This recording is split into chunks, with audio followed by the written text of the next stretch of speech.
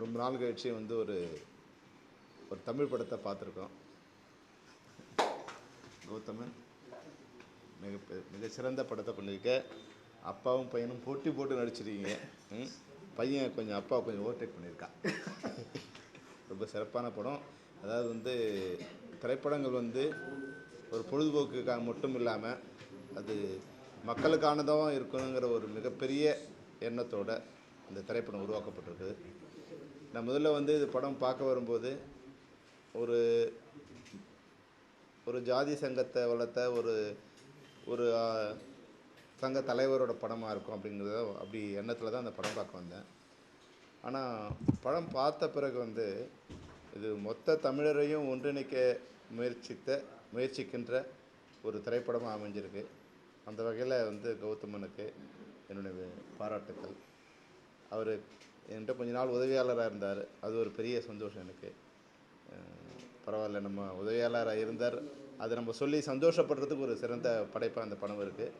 எல்லாத்தை விட வந்து இந்த படத்தோட வசனங்கள் வந்து தீப்பொறி பறக்குது. அது வந்து பாலமுரளிவர்மன் வந்து அது மிகச்சிறந்த வசனங்கள் எழுதியிருக்காரு. ஒரு வசனமும் வந்து அது வசனம் இல்லை, தமிழ்நாட்டுக்காக கொடுக்கப்பட வேண்டிய குரலாக அது வந்து தெரியுது. அதான் வந்து சோரம் போகாமல் இருக்கிறது வந்து ஒரு பெருமை இல்லை, அது தமிழரோட அறம். அப்படிங்கிற போது சோரம் போகாமல் இருக்கிறதே ஒரு பெருமையாக நினச்சிலாம் சொல்லாதீங்களா, அது நம்மளோட அறம்டாங்கிற போது இது மாதிரி நூற்றுக்கணக்கான வரிகள் வந்து இதயத்தை வந்து தைக்குது, நம்மளை வந்து அவமானப்பட வைக்குது. அதாவது வந்து எவ்வளோ விஷயங்கள் நம்ம சுற்றி நடக்குது. முன்னேற்றங்கிற பேரில் நம்மளுடைய வளமும் நிலமும் எப்படி நம்மகிட்ட பறிக்கப்படுது. அது நம்ம பக்கத்தில் இருந்து அதை கண்டும் காணாமல் வந்து நம்ம கண் முன்னாடியே எல்லா கொடுமையும் நம்ம கண் முன்னாடியே நடக்குது. அதை திரையில் பார்க்கும்போது மிகப்பெரிய அதிர்ச்சியும் வேதனையும் தருது. ஆனால் வந்து இது ஒரு மிகச்சிறந்த முறையில் ஒரு டாக்குமெண்ட்ரி மாதிரி ஆயிடாமல் ஒரு திரைப்படமாக வந்து அழகாக வந்து ஒரு குடும்பம், காதல், வீரம், அதில் சோதனை, வேதனை, இது எல்லாத்தையும் கலந்து சட்டத்தை மதித்து சட்டத்தை எதிர்த்து ஒரு குடிமக்களுக்கு என்னென்னலாம் உரிமை இருக்குங்கிறத வந்து ஒரு சரியான விதத்தில் அது கொடுத்து ஒரு இது வந்து ஒரு ஜாதியை ஆதரிக்கிற படம் மாதிரி ஆகிடக்கூடாதுங்கிறது எனக்கு பயம் இருந்தது. ஆனால் படம் பார்த்த பிறகு அந்த பயம் எனக்கு சுத்தமாக போயிடுச்சு.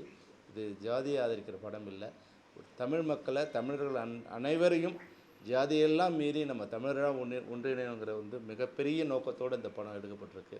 அந்த வகையில் இந்த படத்தை உருவாக்கி அனைவருக்கும் எல்லாருமே இதில் வந்து சரண்யாவிலேருந்து, பொன்வண்ணன்லேருந்து, கௌதம்லேருந்து, அவரோட மகன்லேருந்து, மன்சூர் அலிகான் வந்து ரொம்ப நாளைக்கு அப்புறம் வந்து ஒரு மிகச்சிறந்த கேரக்டர் நடிச்சிருக்காரு. வந்து ரொம்ப வந்து இதயத்தை போய் தொடுற அளவுக்கு இருக்குது.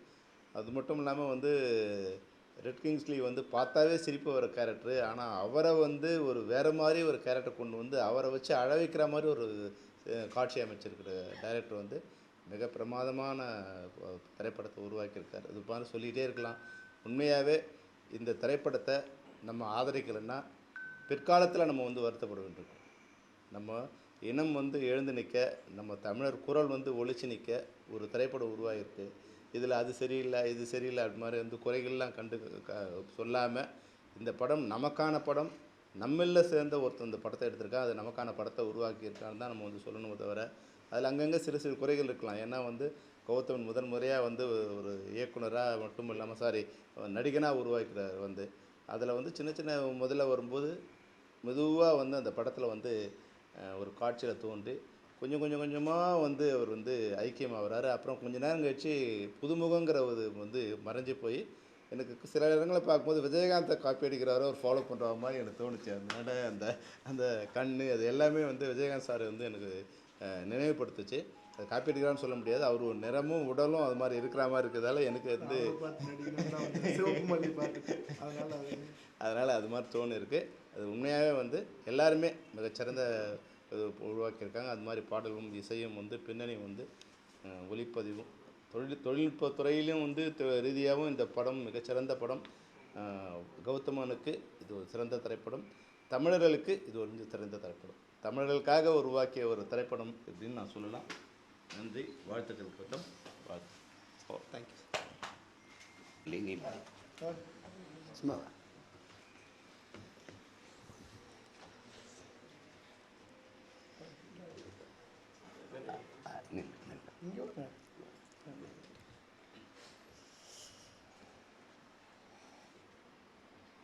நம்ம கூட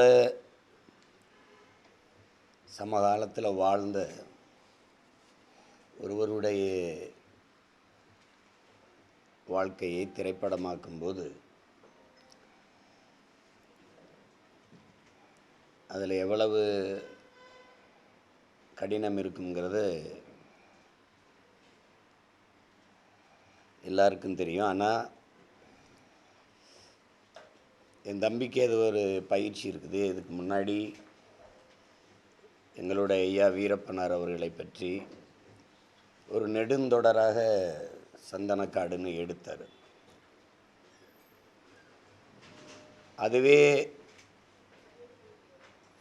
அதை எடுக்கும்போது எப்படி கொண்டு வருவார்னு எல்லாருக்கும் ஒரு எதிர்பார்ப்பு இருந்தது, ஒரு பயமும் இருந்தது.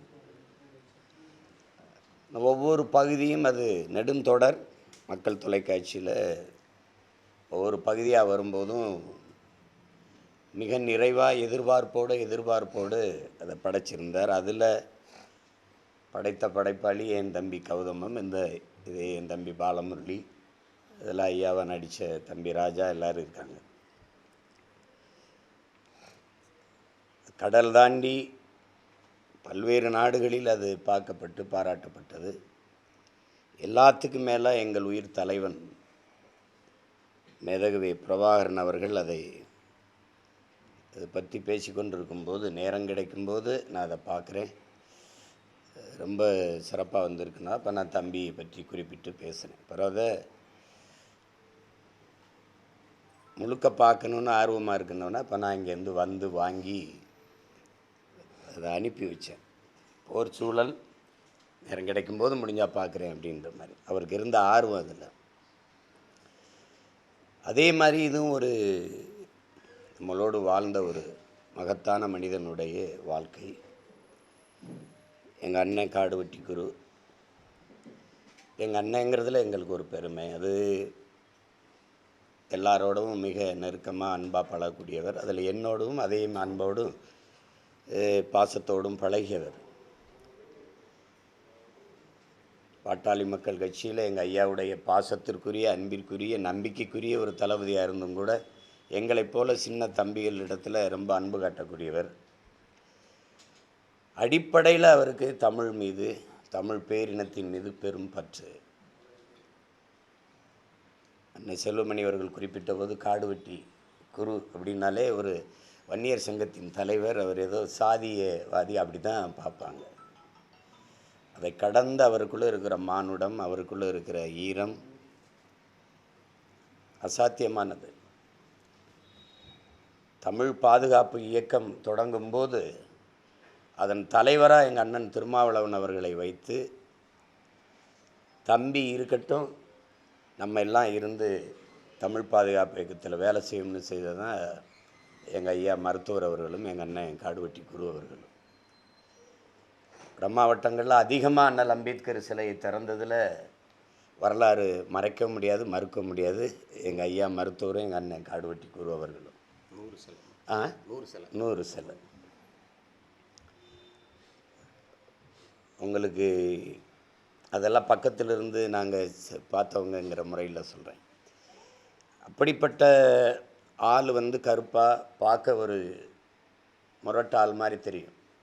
மிக மெல்லிய, மிக ஈரமான மனதுள்ளவர். அதை என் தம்பி ஒரே உரையாடலில் சொல்லிட்டான். வீரமாக இருக்கிறது மட்டும் படையாச்சி இல்லைடா, அறமாக இருக்கிறவனும் ஈரமாக இருக்கிறவனும் படையாச்சின்ட்டு ஒரே உரையாடலை தம்பி சமுத்திரக்கனி சொல்கிற மாதிரி எடுத்துட்டவள. அரசியலை துண்டிச்சிட்டு, அவருடைய அரசியலை துண்டிச்சிட்டு தனி மனிதனாக குரு என்கிற ஒரு மனிதன், அவர் இந்த மண்ணின் மக்களினுடைய சமத்துவத்திற்கு, சாதிய ஏற்றத்தாழ்வுகளை கடந்து தமிழ் சமூகம் ஓர்மைப்படணும்னு நின்னதற்கு சான்று இந்த படம். அவர் எப்படி நின்னார், மண்ணின் நிலத்தை வளத்தை வெளி முதலாளிகள் சுரண்டி கொழுக்க அனுமதிக்காமல் எப்படி போராடினாருங்கிறதுக்கு இந்த படமே ஒரு சான்று. அது வந்து அவரை முழுக்க சொல்லிட்டாருன்னு சொல்ல முடியாது. அது அவருடைய வாழ்க்கையில் ஒரு துளியை மிக நேர்த்தியாக ஒரு எங்கள் அண்ணன் செல்லுமணி சொல்லும்போது ஆவணப்படுத்தும்போது அது ஒரு இது ஆவணப்படம் மாதிரி டாக்குமெண்ட்ரி மாதிரி வந்துடக்கூடாது. ஆனால் அதில் திரைக்கதையில் சுவைப்படுத்தி கதையை சொல்ல ஆரம்பித்த விதம் ஒரு காவலரை வச்சு மெதுவாக பின்னாடி நிகழ்வை முன் நிகழ்வாக போட்டு அதை ஒரு காவலர் வந்து தலைமை காவலர்கிட்ட ஒரு உயர் அதிகாரிகிட்ட சொல்கிறது போல் திரைக்கதை அமைச்சு போனது என் தம்பி கௌதமனுடைய நேர்த்தி அவனுடைய திறமைக்கு ஒரு சான்று. அந்த திரைக்கதையை நேர்த்தியாக அதுக்குள்ள ஒரு காதல், அதுக்குள்ள பாசம், அதுக்குள்ள வீரம், அதுக்குள்ள நயவஞ்சகமாக சூழ்ச்சியாக பழிவாங்கப்பட்டதற்கான பழிவாங்கல் அதையெல்லாம் மிக நேர்த்தியாக செஞ்சிருந்தார். சொல்ல வந்ததை அவருடைய மனத்தின் ஓட்டத்தை திரையில் வடித்தது காட்சிப்படுத்தியதோட மொழிபெயர்த்ததில் என்னுடைய தம்பி பாலமுரளிவர்மனுக்கு பெரிய பங்கு இருக்குது. அதில் சந்தனக்காட்டிலையும் அவன் திறமையை பதிவு பண்ணியிருந்தான். இதுலேயும் உரையாடல் வந்து அசாத்தியமானது. ஒவ்வொரு வார்த்தையும் வந்து ஒரு தத்துவ முழக்கம் மாதிரி பதிவு பண்ணியிருக்காப்புல.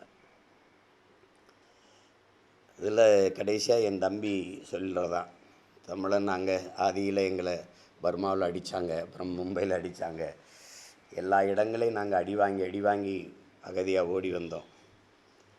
ஆனால் ஒரு இடத்துல தான் நாங்கள் திருப்பி அடித்தோம், அது தமிழில் மண்ணில் தான்.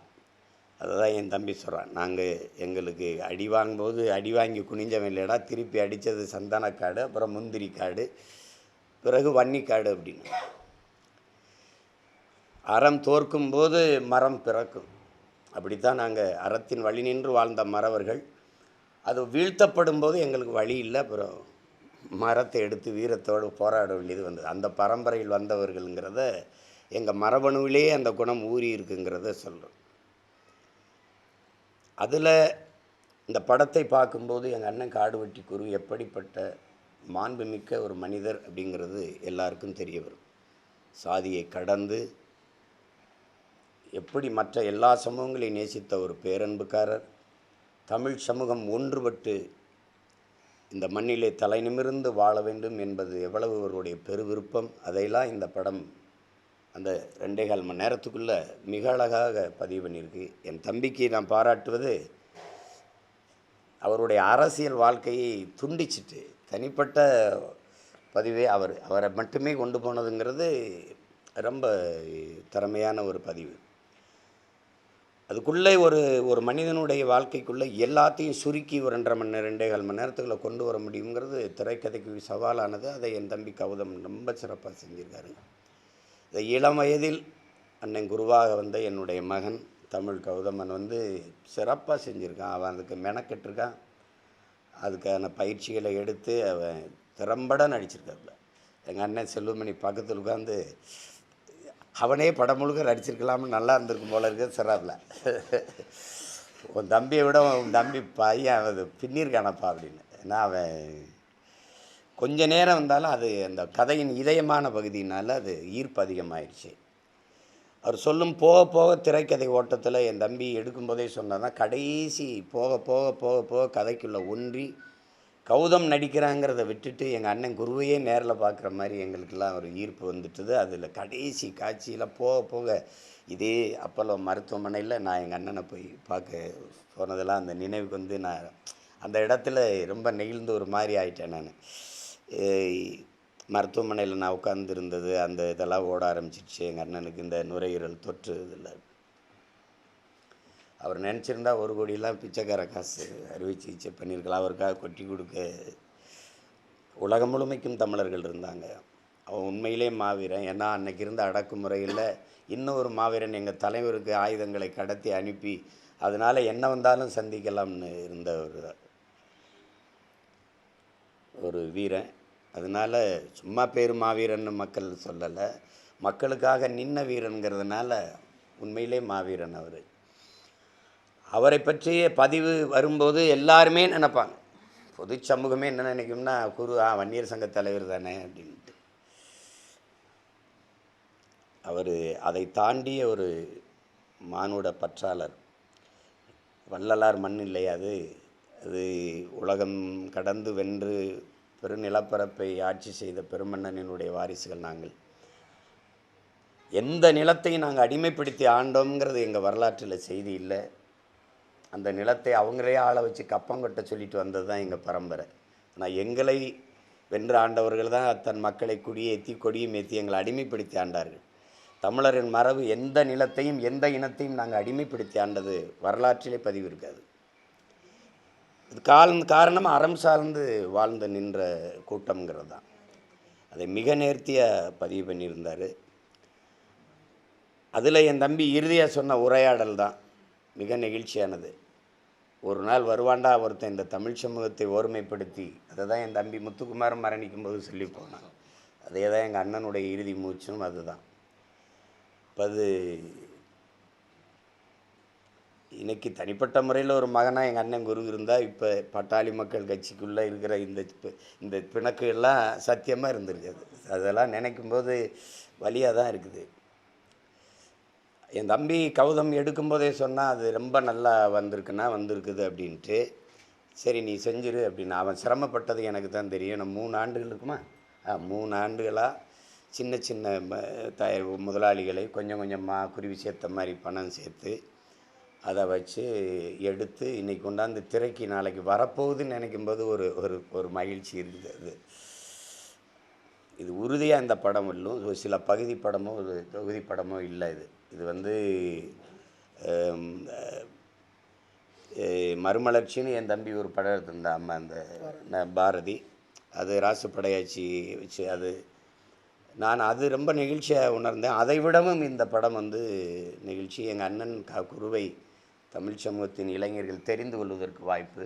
இந்த மனிதனைப் போல நாமும் வாழணும், மக்களை மண்ணை நேசித்து அப்படின்னு இன்னொரு தலைமுறைக்கு கற்றுக் கொடுக்குற ஒரு படிப்பினையாக ஒரு பாடமாக இது அமையுங்கிறதுல யாருக்கும் மாற்று கருத்து இருக்க முடியாது. என்னுடைய மைத்துன தங்கர்பச்சான் அவர்களோட படத்தை பார்த்துட்டு ஒரு பதிவு போட்டிருந்தார். அதை இரவில் என் தம்பி அனுப்பியிருந்தான். அவன் சாதாரணமாக எந்த படத்தையும் பாராட்ட மாட்டான். அவனுக்கு பென்கரே சுமாரான படம் தான். பிரேவ் ஹார்ட் கூட என்ன எடுத்திருக்கான்போ இதெல்லாம் ஒரு படம்ங்கிற அப்படி தான் சொல்லுவான். அவன் ஒரு படத்தை பார்த்துட்டு கடிதம் எழுதியிருக்கிறான்னா உண்மையிலே அவன் திருந்திட்டான்னு அர்த்தம். இது ரொம்ப நெகிழ்ச்சியாக இருந்தது. அது எவ்வளோ பாராட்டினாலும் தகும். நான் நடுவால் நின்றுங்கிட்டு என் தம்பிங்கிட்டு என் மகனை 2 தம்பிகளையும் பாராட்டிகிட்டே இருக்கிறது ஏதோ சொல்கிறாருன்னு நினைக்கலாம். ஆனால் படம் பார்க்கும்போது நாங்கள் சொன்ன அத்தனையும் சத்திய வார்த்தைகள்னு உங்களுக்கு தெரிய வரும். இது சில இழப்புகள் வந்து ரொம்ப மீள முடியாது. இது துயரத்தை தரும். மனசு தெரியும் எப்படியும் பிறந்தால் இறந்து தானே ஆகணுங்கிற யதார்த்தம் புரிஞ்ச மனிதர்களாக இருந்தாலும் சில உயிரிழப்பை வந்து ரொம்ப கஷ்டப்படுத்தும். அதில் ஒன்று எங்கள் அண்ணன் குருவுடைய இழப்பு. இன்னும் ஒரு 15-20 ஆண்டுகள் இந்த மண்ணுக்காக இருந்திருக்கலாம். அது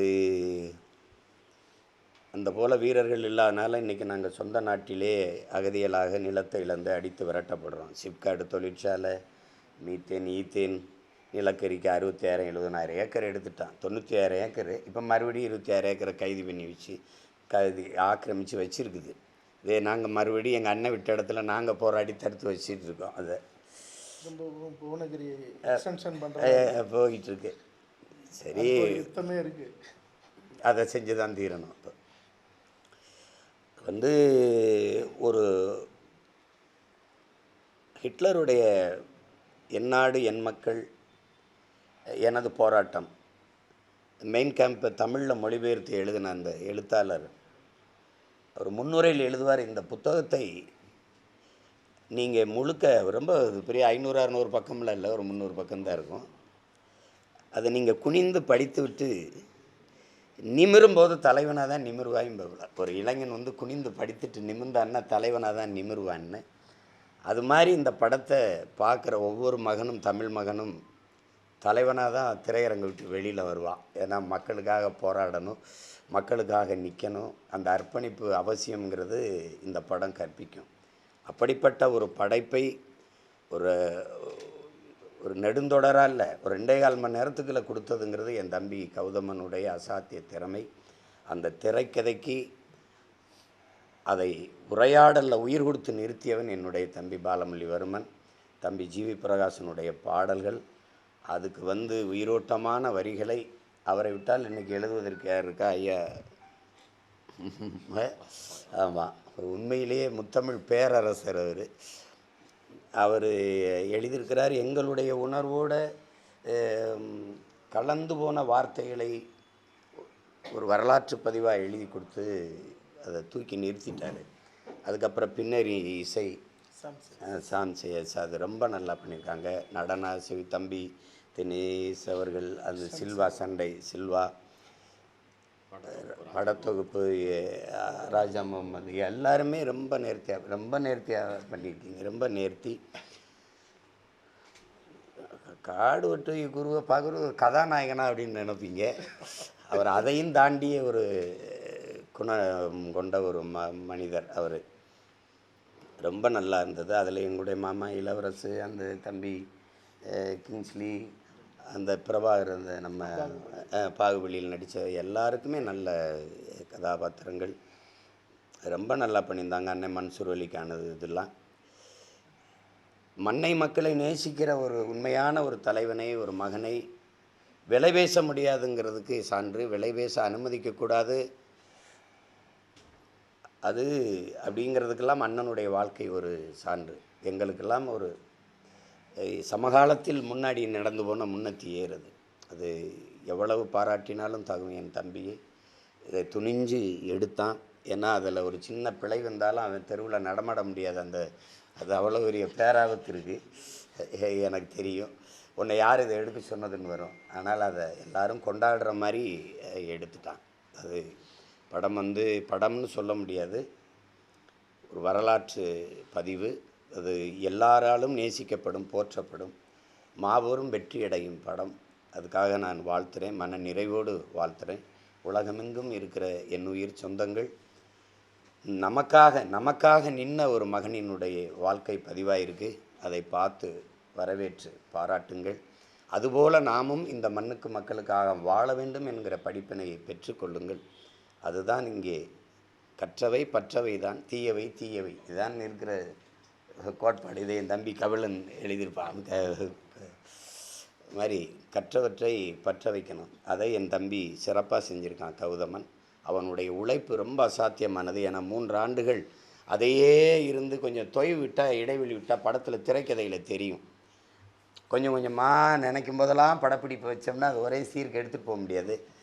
ஆனால் அவன் அந்த பொருளாதார நெருக்கடியில் சிரமப்பட்டாங்கிறது படத்தை பார்க்கும்போது தெரியலை. அவ்வளவு பிரம்மாண்டமாக படத்தை பதிவு பண்ணிட்டான்.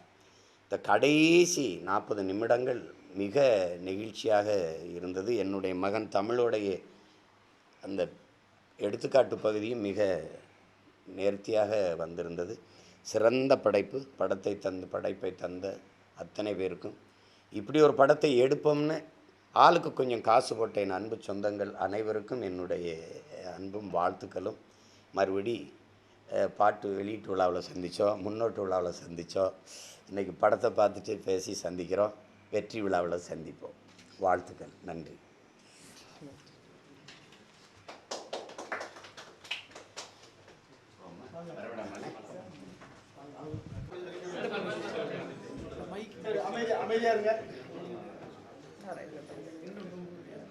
பத்திரிகையாளர் அனைவருக்கும் வணக்கம்.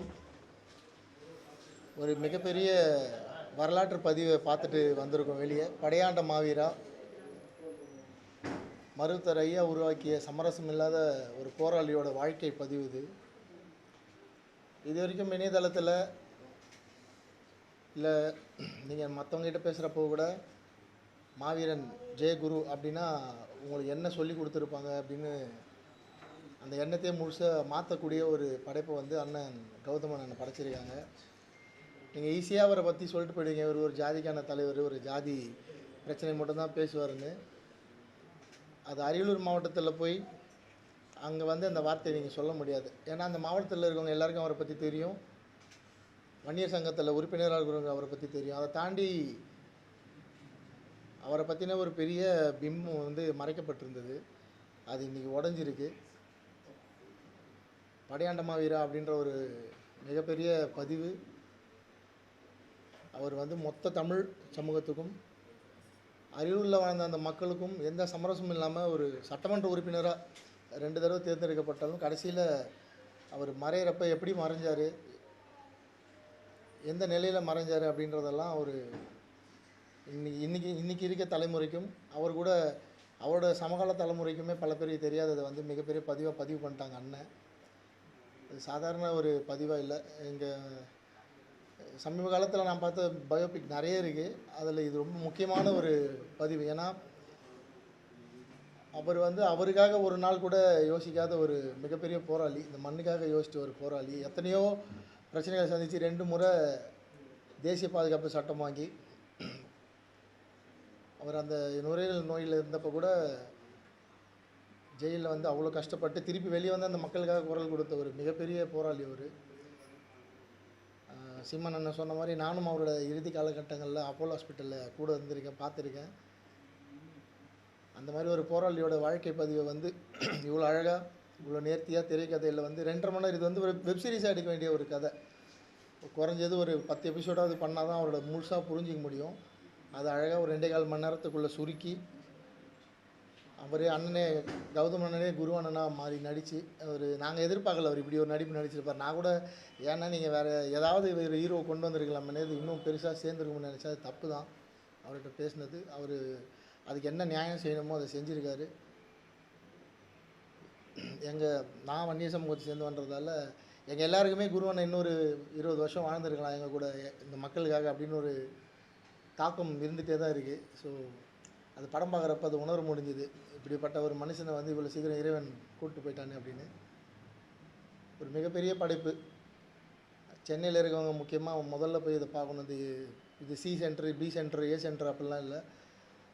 அவர் எப்படி வாழ்ந்தாருன்னு அந்த மக்களுக்கு தெரியும். தெரியாத மக்கள் போய் இதை முதல்ல பார்க்கணும். அப்போ தான் உங்களுக்கு வந்து மாவீரன் ஜே குரு அப்படின்ற ஒரு மனிதனோட குணம், அவருக்கு இருந்த அறம், அவருக்கு இந்த மண் மேலே இருந்த காதல், அவருக்கு இந்த தேசியம் மேலே இருந்த பற்று, அதெல்லாம் வந்து புரியும்.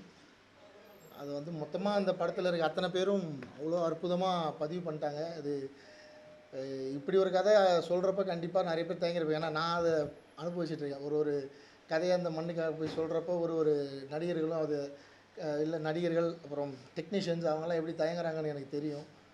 அதெல்லாம் தாண்டி சமுத்திரக்கனி அண்ணன், சரண்யா மேடம், மன்சூலிகான் சார், கிங்ஸ்டன் அண்ணன், இன்னும் பல நடிகர்கள் அந்த வில்லனை நடித்தவங்க அவங்க, அப்புறம் இதுக்கு இசையமைச்ச ஜிவி பிரகாஷ் சார், பாடல்கள் எழுதின ஐயா வைரமுத்து கவிஞர் அவர்கள், பின்னணி இசை பண்ண சாம்சியஸ் சார், இவங்க எல்லாருக்கும் நான் இந்த தருணத்தில் வந்து நன்றி சொல்லிக்கிறேன். இதுக்கு கேமராமேனாக ஒர்க் பண்ணவங்க, ஆர்ட் டைரக்டர், ஆர்ட் டிபார்ட்மெண்ட் பார்த்தவங்க, அண்டு இந்த படம் எடுக்கிறதுக்கு ஹெல்ப் பண்ண அத்தனை ப்ரொடியூசர்ஸ், அவங்க எல்லாருக்கும் நன்றி சொல்லிக்கிறேன். ஏன்னா இது ஒரு மிகப்பெரிய வரலாறு. இந்த படம் என்ன கலெக்ஷன் பண்ண போகுது, இந்த படம் எவ்வளோ பெருசாக போய் சேரப்போதெல்லாம் தாண்டி இது ஒரு மிகப்பெரிய பதிவு. குறைஞ்சது அடுத்த ஒரு 50 வருஷத்துக்காவது இந்த பதிவு வந்து ரொம்ப நிலைச்சி நிற்கும். அந்த மாதிரியான ஒரு வரலாற்று பதிவு இது. நான் எதிர்பார்க்கல கௌதம் அண்ணன் நீங்களும் தம்பி இப்படி ஒரு ஆக்டிங் கொடுத்து இவ்வளோ ஒரு பர்ஃபார்மன்ஸ் பண்ணியிருப்பீங்க அப்படின்னு. நிஜமாகவே ஒரு ரொம்ப நெகிழ்ச்சியான ஒரு பதிவு. அது நம்ம கண்களாகவும் பேசுகிறது ரொம்ப கஷ்டம். ஸோ மீடியா முன்னாடி இது வரைக்கும் நான் அந்த மாதிரிலாம் நின்னதில்லை. ரொம்ப எமோஷனலான ஒரு தருணம். பெருசாக கொண்டாட போகிறாங்க வட மாவட்டத்தில் இந்த படத்தை. நான் ரெக்வெஸ்ட் பண்ணுறதெல்லாம் அதை தாண்டி மொத்த தமிழ்நாடும் மொத்த தமிழர்களும் இந்த படத்தை வந்து ஒரு தடவை பார்க்கணும். அப்போ தான் உங்களுக்கு வந்து அந்த மனிதனோட மாவீரன் ஜெய குருன்ற அந்த மனிதனோட போராட்டம் என்ன, அவர் வாழ்ந்த வாழ்க்கை என்னன்னு உங்களுக்கு புரியும். இன்னொரு தடவை அவரை பற்றி நம்ம எப்போயாவது தப்பாக பேசணுன்ற எண்ணம் வந்து உங்களுக்கு மறையும்.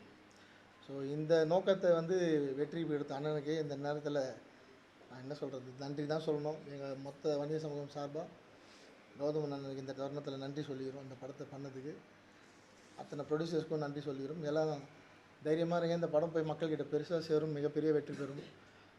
வாழ்த்துக்கள் அவ்வளோ பேருக்கு. நன்றி.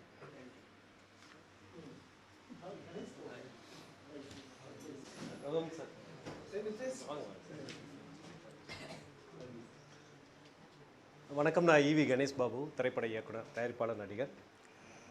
வா கௌதமன் அவர்களுடைய படையாண்ட மாவீரா இந்த படத்தை பற்றி பொதுவான வெளியில் ஒரு கருத்துக்கள் இருக்குது. இது ஒரு குறிப்பிட்ட மாவட்டத்து மக்கள் தான் அந்த படத்தை பார்ப்பாங்க, ஒரு குறிப்பிட்ட சமூகத்துக்கானது, ஒரு குறிப்பிட்ட ஜாதிக்கானது தான் இந்த படம் அப்படின்னு பொதுவாக ஒரு கருத்துக்கள் இருக்குது. நான் வந்து எல்லா தரப்பு நண்பர்கள்ட்டையும் பழகிட்டுருக்கேன். தலித்திய சிந்தனை உள்ளவங்கள்ட்டையும் பழகிட்டுருக்கேன். ஆர்எஸ்எஸ் சிந்தனை உள்ளவங்கள்ட்டையும் பழகிட்டுருக்கேன். ஏன்னா எல்லாத்தையும் இருக்கிற அவங்களுக்குள்ளே இருக்கிற அந்த உள்ளார்ந்த உள்ள ஒரு மனிதன் இருப்பான்ல, அந்த மனிதனோட நான் நெருங்கி பழகுவேன். அதனால் வந்து சில பேர் என்னை வந்து இவன் வந்து ஜால்ரா அப்படின்லாம் சொல்லுவாங்க. அதையும் தாண்டி நான் வந்து எல்லாரையும் மனிதனாக தான் பார்க்குறேன். அந்த வகையில் வந்து இந்த நிச்சயமாக வந்து வா கௌதமன் அப்படி ஒரு ஜாதி படம் எடுத்திருக்க மாட்டார் அப்படின்னு எனக்கு உறுதியாக தெரியும். ஒரு குறிப்பிட்ட ஜாதியை உயர்த்தி குறிப்பிட்ட ஜாதியை மட்டப்படுத்தி அப்படி எடுத்திருக்க மாட்டார் அப்படின்னு தெரியும். இருந்தாலும் இந்த படம் வந்து சாதாரணமாக வெளிவரல. இது வந்து வயிற்றில் வந்து தலை கொடி சுற்றிக்கிட்டா எப்படி ஒரு குழந்தை வெளியில் வர்றதுக்கு எவ்வளோ பெரிய போராட்டம் இருக்குமோ அது மாதிரி இந்த படம் வெளியில் வர்றதுக்கு பல கட்ட போராட்டங்களை சந்தித்து இந்த திரைப்படம் வெளில வந்திருக்கு. அரசாங்கம் வந்து இந்த படம் சம்மந்தப்பட்ட அந்த கூறுகள் எல்லாம் வந்து உண்மையிலே நடந்திருக்கா அப்படின்னு மிக தீவிரமான ஆராய்ச்சி செய்து அந்த ஆவணங்கள்லாம் பரிசீலனை பண்ணி அரசாங்கம் வந்து இது சம்மந்தப்பட்ட ஆவணங்கள் அன்னைக்கு வந்து அந்த பேப்பர்ஸ் அந்த நாளிதழ்கள் இது எல்லாத்தையும் உறுதிப்படுத்தி அதிகாரிகள் எல்லாம் உறுதிப்படுத்தி அதற்காக ஒவ்வொரு கட்டமாக தாண்டி தான் இந்த திரைப்படம் வந்து இன்றைக்கி வந்து மக்களுடைய பார்வைக்கு வந்திருக்கு.